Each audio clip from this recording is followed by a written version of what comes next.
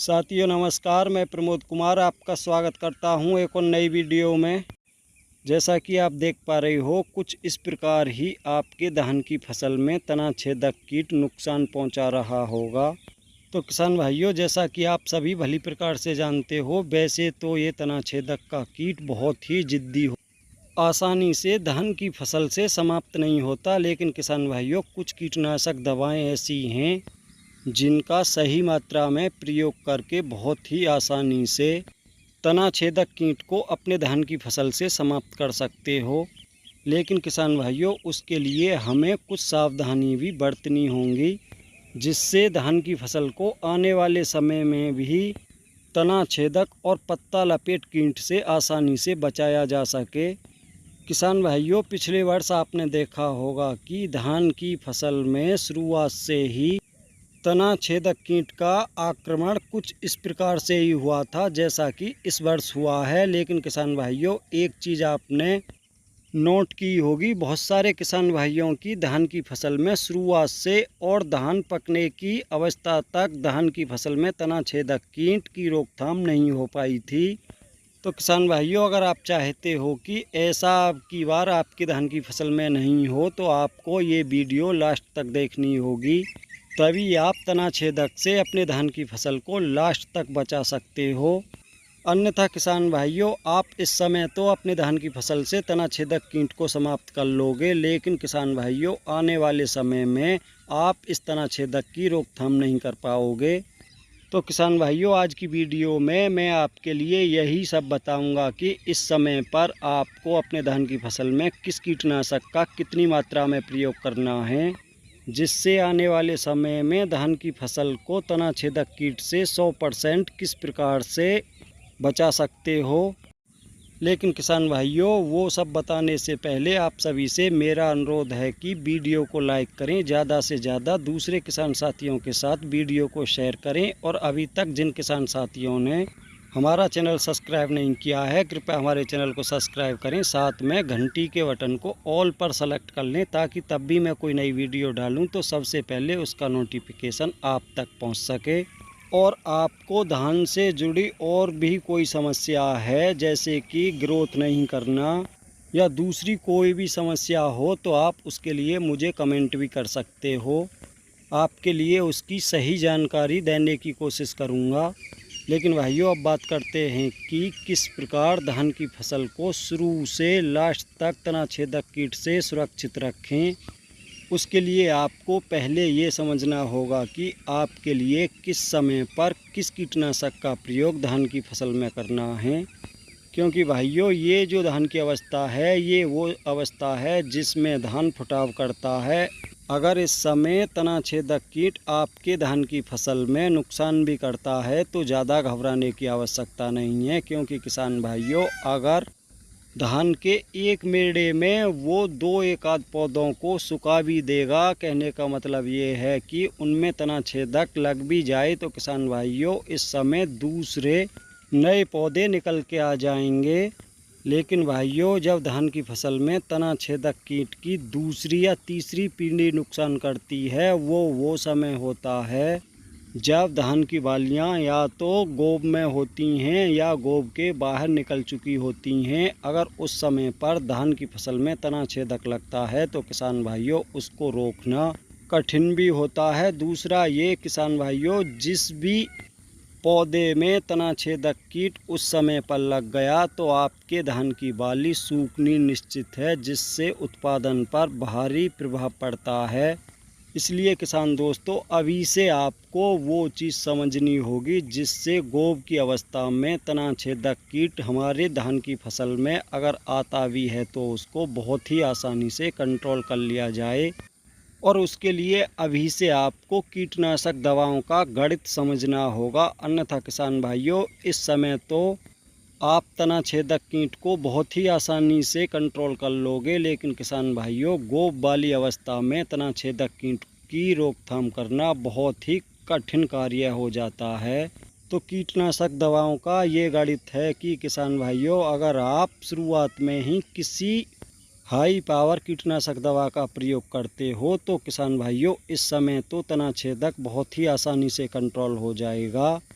लेकिन गोब वाली अवस्था में या बाली निकलते समय अगर आपके धान की फसल में तना छेदक कीट लगता है तो उस समय किसान भाइयों आपके पास दूसरा कोई ऑप्शन नहीं बचता, क्योंकि जो आपने शुरुआत में हाई पावर कीटनाशक की डोज दी है उससे भी हाई पावर कीटनाशक की आवश्यकता पड़ती है और आपके पास दूसरा कोई विकल्प नहीं बचता। तो इसलिए आपको इस समय ज़्यादा हाई पावर के कीटनाशकों का प्रयोग करने की आवश्यकता नहीं है। इसलिए किसान भाइयों आज मैं आपको कुछ ऐसे कॉम्बिनेशन बताऊंगा जिनका प्रयोग आप इस समय पर अपने धान की फसल में करते हो तो बहुत ही आसानी से आपके धान की फसल से ये तना छेदक मात्र 24 घंटे में 100% समाप्त हो जाएंगे। ये मेरी गारंटी है। और साथ ही आपके पास दूसरे विकल्प भी आगे के लिए खुले रहेंगे, क्योंकि किसान भाइयों अगर आप किसी भी कीटनाशक का इस समय प्रयोग करते हो तो वो ज़्यादा से ज़्यादा आपके धान की फसल में तना छेदक की रोकथाम मात्र 30 से 35 दिनों तक ही कर पाएगा। उससे ज़्यादा कोई भी कीटनाशक दवा धान की फसल में तना छेदक कीट को कंट्रोल नहीं कर पाती। और साथ में आपको ये भी बता दूं कि ये भी निश्चित है कि धान में तना छेदक की दूसरी और तीसरी पीढ़ी भी अभी आनी बाकी है, जो धान की फसल में सबसे अधिक नुकसान पहुंचाती हैं। तो किसान भाइयों आज मैं आपके लिए वो कॉम्बिनेशन बताऊंगा जिसका प्रयोग इस समय हम खुद अपने धान की फसल में तना छेदक की रोकथाम के लिए कर रहे हैं। जैसा कि किसान भाइयों आप देख पा रहे हो ये दो कीटनाशक दवा हैं। इन दोनों कीटनाशक दवाओं का कॉम्बिनेशन बनाकर इस समय हम अपने धान की फसल में स्प्रे करा रहे हैं। जो पहली कीटनाशक के रूप में हमने दवा ली है वो है इमामेक्टिन बेंजोइड 5% SG और दूसरी कीटनाशक दवा है डेविल जिसके अंदर थायोमेथोक्सम 30% FS फॉर्म में है। लेकिन किसान भाइयों डेविल दवा के अंदर असली टेक्निकल कुछ और ही है जिसको कंपनी छुपा कर रखती है, क्योंकि किसान भाइयों ये अकेली दवा धान और गन्ने में इस तना छेदक कीट को बहुत ही आसानी से समाप्त करने की क्षमता रखती है। लेकिन उसके लिए इसकी डोज हमको 1 एकड़ में 1 लीटर रखनी होती है। लेकिन किसान भाइयों यहाँ पर हम इसके साथ इमामेक्टिन बेंजोइड और मिलाकर स्प्रे कर रहे हैं तो इसकी डोज हमने आधी कर दी है। हम 1 एकड़ में 500 ml डेविल का प्रयोग कर रहे हैं, साथ में 100 ग्राम इमामेक्टिन बेंजोइड 5% SG का प्रयोग कर रहे हैं, जिससे किसान भाइयों ये कॉम्बिनेशन अपने आप में बहुत ही शानदार बन जाता है। लेकिन किसान भाइयों सभी जगह पर डेविल कीटनाशक उपलब्ध नहीं हो पाता, इसलिए उन किसान कहना चाहूँगा जहाँ पर डेविल कीटनाशक उपलब्ध नहीं हो पाता वो डेविल की जगह कार्टप 50 SP के साथ इमामेक्टिन बेंजोइड मिलाकर स्प्रे करें।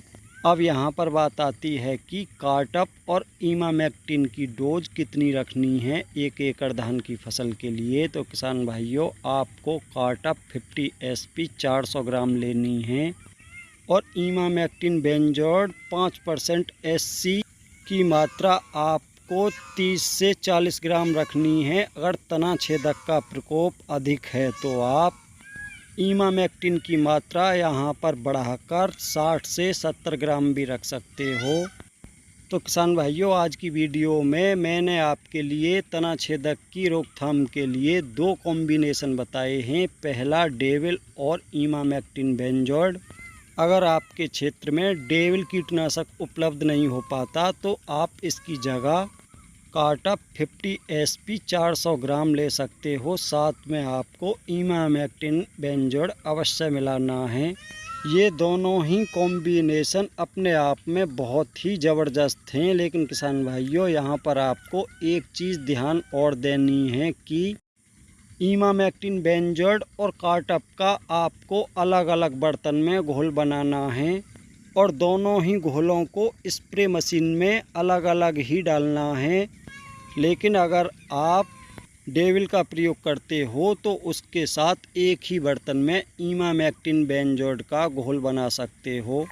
तो किसान भाइयों, अगर आप इन दोनों ही कॉम्बिनेशन में से किसी एक कॉम्बिनेशन को अपने धान की फसल में आजमाते हो तो मेरा विश्वास मानिए कि आपके धान की फसल में मात्र 24 घंटे में ही तना छेदक कीट पूरी प्रकार से समाप्त हो जाएगा।